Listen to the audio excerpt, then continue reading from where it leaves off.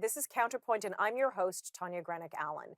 As Canada grapples with a record low birth rate, the conversation around women's health and fertility is becoming more urgent and more personal. According to Statistics Canada, the country's total fertility rate has fallen to historic lows, well below the replacement level of 2.1 births per woman. But behind those numbers are real women navigating busy careers and life and financial pressures, relationship timing, and often very little clear information about their own fertility health. For many, fertility isn't something they think about until it becomes a challenge. And these conversations around women's health and fertility shouldn't be framed by fear, but by knowledge. It's about making sure women aren't left in the dark about their own bodies. Today, we are going to discuss how women can better understand and keep track of their fertility, whether through learning the signs of ovulation, tracking menstrual cycles, and understanding hormonal health. In an age of apps and wearable tech and at home testing, there are more tools than ever, but not always enough clarity about what they actually mean. We're also going to explore what's driving Canada's declining fertility rates and what women are experiencing in real time and how better education, policy, and healthcare access can help women make these informed choices about their fertility. Well, join me now to provide tips and guidance surrounding women's health and fertility is Emily Kennedy, a registered holistic nutritionist, health coach who also teaches fertility awareness and health with expertise in nutrition, metabolic health, and sustainable lifestyle strategies. Emily, thank you so much. I appreciate you coming on. And I guess I should also mention that you're a Billings fertility ovulation instructor. Get the right words for me. Yes, I'm a Billings ovulation method instructor, Okay. and we can definitely touch on, if you like, what it means to be a method instructor.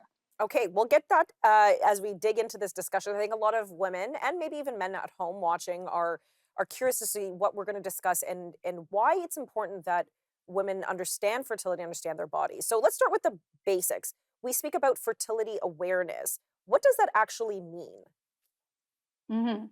So, on the female side, it means awareness of if and when you are ovulating. So, if you are of reproductive age and have been cycling for more than 2 years, you should be ovulating regularly. And most women don't realize that you can actually know this in a scientific manner by working with a fertility awareness method instructor like myself. Okay, that's amazing because a lot of people will at home will say, well, I have this app. Can't I just use this fertility period tracking app? Yeah.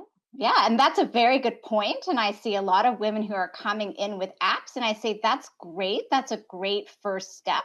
But to realize the science behind evidence based fertility awareness methods were all done with instructors. Traditionally, we do not know.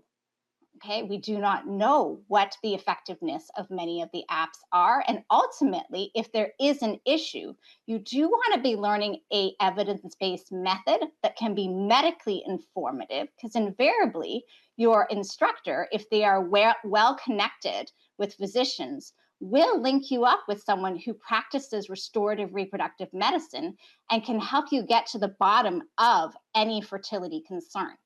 No, and that's a great point because even if you are, say, charting or tracking with an app, you as a layperson, like me as a layperson, for example, I might not know there's something actually wrong with my cycle because the app is not going to tell me that necessarily. And I can't read the tea leaves, if you will. So, what are the signs for women that perhaps their menstrual cycle is that might, with their cycle, that might indicate, say, like an underlying hormonal or perhaps even metabolic imbalance?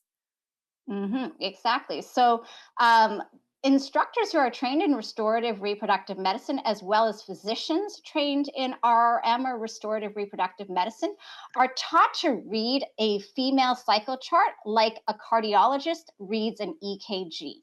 There are four phases in the cycle, and each phase has specific reference ranges. So, for example, the first phase is the menstrual phase, and there are normal and abnormal parameters for just that phase that pertains to the bleeding, the part that we know about the most. Okay, everything from length, color, quality or intensity of flow, presence or absence of pain, those are the scientific symptoms, if you will, the normal and abnormal parameters of each cycle phase can actually be determined if you are learning with a certified fertility educator. Okay, I'm going to pause you there. We've got to come to commercial, but we'll be right back.